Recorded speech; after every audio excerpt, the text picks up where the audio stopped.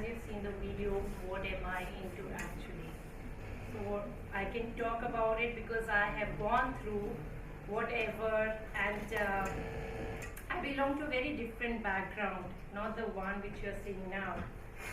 I was born the fourth child in a family in Jammu. My life changed after my marriage. I mean, I didn't know, I was very pampered child. I never even used to walk a kilometer. I mean, always in a car, luxury life, and And then I got married to a naval officer. He's a submariner and adventure junkie. So his idea, the starting was his idea about honeymooning was to take me to Darjeeling and enroll in a 15-day adventure course. and then initially I used to hate getting up at 5 in the morning and doing all those things and really wanted to give up. But then I thought, can I give up? The thought which was more scary was, is the limit only limited to where I was? I mean, if I don't try it, I will not reach anywhere. So there has to be first step to reach your destiny. There has to be first step. But that time I did not know what am I getting into. So then I was like, okay, let me give 2 days and see what happens. In case I get used to it, it's okay. Otherwise, let's see. But next 2 days I gave my full effort, and somehow thereafter I never looked back. So basically you'll see where, you'll hear on my husband's story because he was the person who's kind of pushed me into it. Slowly and slowly, but yeah, it was never coming back. And then my second was basic mountaineering course in Uttar Kashi. So again, he had this weird idea that, if you're able to do this 28-day course, going through, pregnancy and child labor would be like a breeze. And again, I was able to qualify with an A grading. And then I realized that he was right somehow, going through childbirth and everything. It was like a, doing this 28 mountaineering course was much more tough than going through that time. So again, it was like, okay, and somehow I started enjoying. And then after that, it was his weird idea that if you want to, avoid all the problems in life, you have to keep doing something great, And if you don't find anything, just go to a swimming pool and dive from that 10-meter board. That will give you, more of encouragement and more of motivation and stuff. Then I used to meet a lot of adventure people, and I realized one thing, that people think that getting into extreme adventure, you have to be a sufferer. I mean, you suffer basically. But when I did my first skydive, it was like feeling a profound joy. I mean, it was nothing, It was like freedom, the feeling of all freedom, nobody around and you're of your own, and whatever happens, it's, you have to face it. And then skydiving, and then basically everybody must be thinking that, jumping from a perfectly, perfectly fine aircraft must be a crazy thing to do. And how can a person do it? But the thing is, initially what happens, the fear factor is very, very high. And the fun factor is very low. But gradually, when the number of jumps are increased, this fear just disappears, and you start enjoying the adrenaline rush. As there were not adequate facilities in India for the skydivers, so I had to go all the way to US all the time. Because in US I learned how to skydive, and it was a very, very difficult thing to learn. And I never wanted to give up, learning so many things, and with such a hardship, I never wanted to give up. And taking long gaps and too much of, time. I mean, if you don't jump, you have to be current in skydiving. At least in 6 months, you have to make one jump to be current. And too many gaps, it's like, you have to start all over again. So that was one of the factors why I had to go to US all the time. And in US, there's one thing, until and unless you don't do 200 jumps, you're not supposed to be a demo jumper. Demo jumper is when you jump with flags and other stuff. So last time when I went, it was like 130 jumps I had done, and I did not realize, or I did not know that you have to be 200 jumps to do a flag jump. And somehow I wanted to do that Indian flag jump in US, which nobody had done before. So I went there, and then they told me that 130, and they told me that you have to be 200 jumps, and they're very strict about it. So that was the time when I finished my 70 jumps, and 201st jump was when I jumped with the Indian flag. And jumping with the Indian flag in US, which nobody had done, that was again, you feel very proud. And the people, and the position of India goes from here to here somehow. I mean, in US, people have the concept that Indians are not very much aware of adventure, and they don't do anything like this. But after doing this jump, the way they were talking about India, I really felt proud. It was really. So the next thing was again, I got into base jumping. Base jumping is when you jump from antennas, buildings, all crazy stuff, which I used to see as a child on TV doing, people doing that, and I used to myself say, oh, what crazy thing are they doing? But I did not realize that one day even I'll be doing all those. So the difference between the base jump is, unlike skydive, in base jump you have only one parachute whereas in skydive you have two parachutes. In case something goes wrong in skydive, at least you can cut away and open your reserve.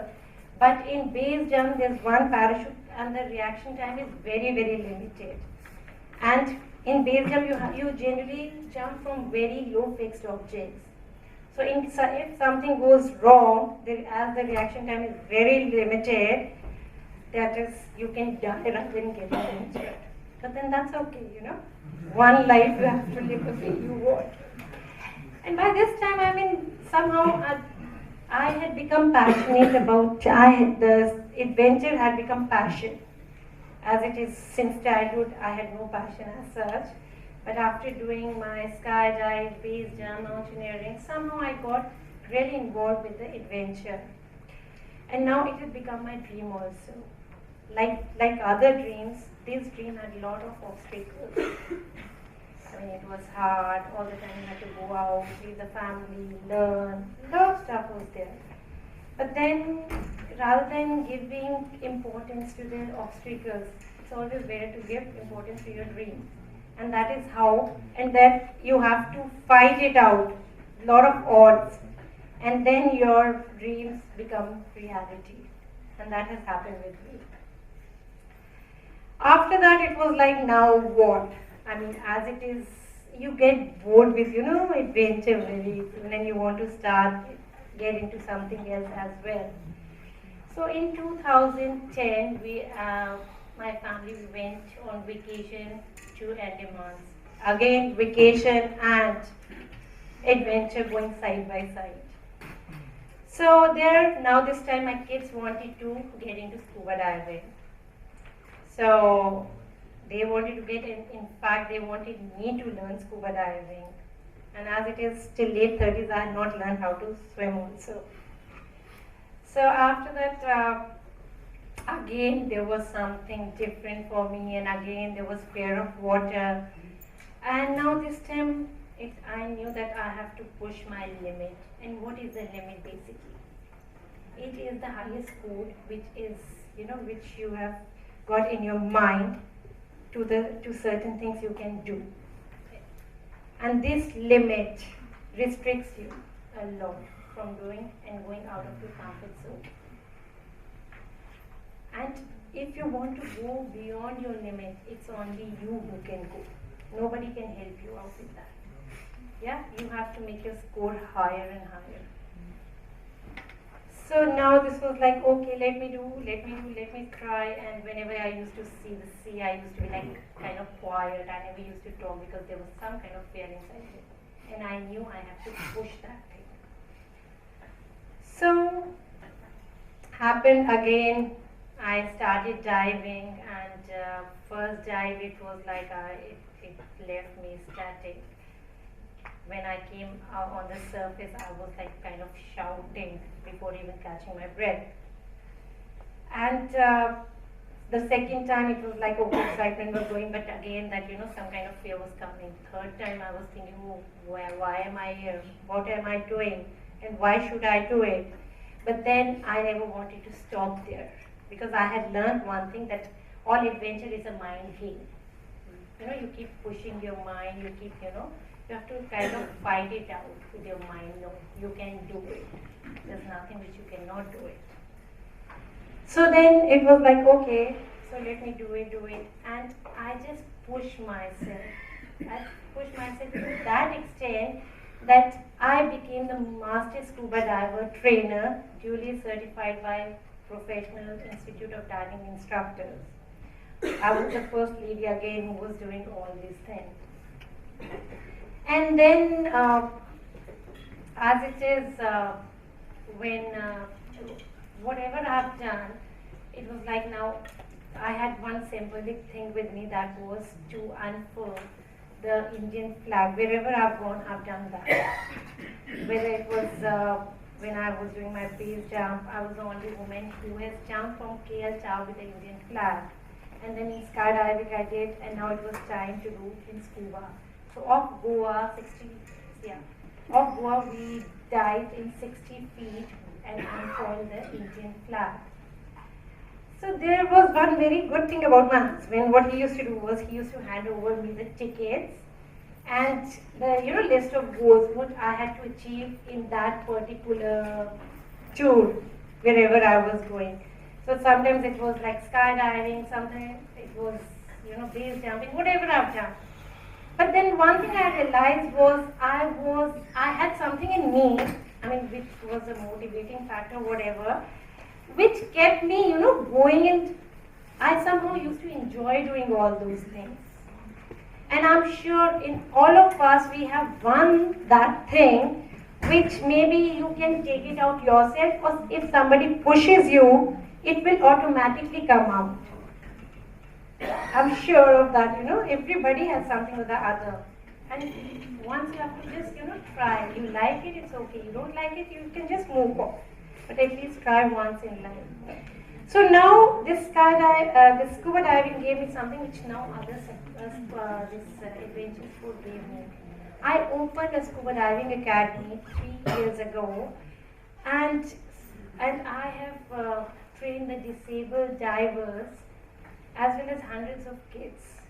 So now my scuba diving academy is in Greater Noida only. But then I realized one thing, that you have to come out of your comfort zone to achieve whatever it's whatever you have dreamt of or your passion is. Like standing here in this red spot is not my comfort zone, but sitting wherever you all are sitting, that's a very comfort zone for everyone.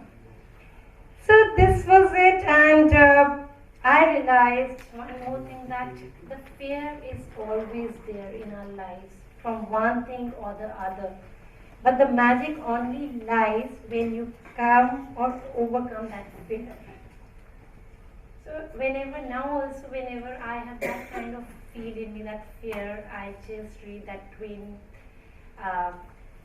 There's a quotation that says, 20 years from now, you will be disappointed with the things you did not do than the things you did.